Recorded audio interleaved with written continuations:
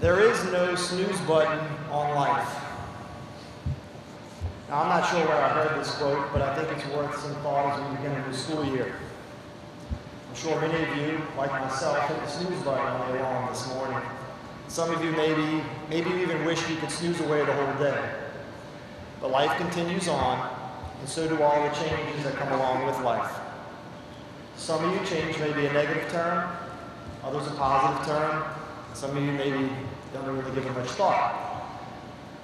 But change, it's inevitable. As we look around campus today, we see a lot of changes, many different examples.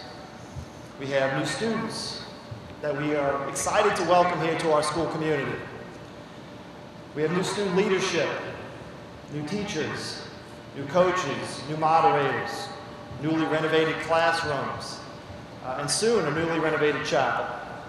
We even begin the school year with a new president. Well, sort of. But ultimately, we all are part of a brand new school year. So I encourage you to take a look at the positive aspects of change as you begin the school year, to make some changes of your own. It's never too late for us to make changes for the better in our work ethic, in the decisions, and the choices that we make, in the relationships that we form and maintain with friends and family, and even in our spiritual development. Recently, I heard Father McGinn make some comments in the homily at Mass that we need to respond to God's challenge to make the necessary, meaningful changes in our lives. And I couldn't agree more. So it is my hope that we will all look for ways to respond to God's challenge to make improvements in our lives, and ultimately to continue to develop the competence, conscience, and compassion to become men of faith and men for others. I look forward to this new school year. I look forward to working with each of you as we all continue to work for the greater glory of God. Thank you.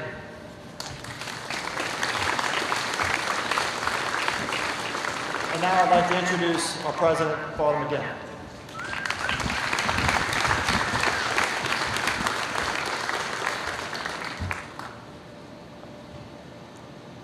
I was here a few years ago, and I've returned because of the need for the school to find a permanent president. And so as the board of directors is looking for a permanent president, I will fulfill that function. There are a couple of things I'd like to encourage you in terms of your attitudes for the coming year and throughout life. And I'll be talking a lot about this in this year. And that's the attitude of being grateful, of having gratitude. Having that attitude permeates your life and your decisions and your thoughts, changes your outlook, and really gives you a more positive and powerful ability to deal with the good things and the bad things that come your way. So we're talking a lot about gratitude and how important that is in your life. A second area I want to encourage you to think about is how you're part of a much larger reality. One of the reasons why we have morning assembly here, Mondays and Fridays, is that you have the opportunity to see that you're part of a much bigger group than just your group of friends or the group that's in your classes.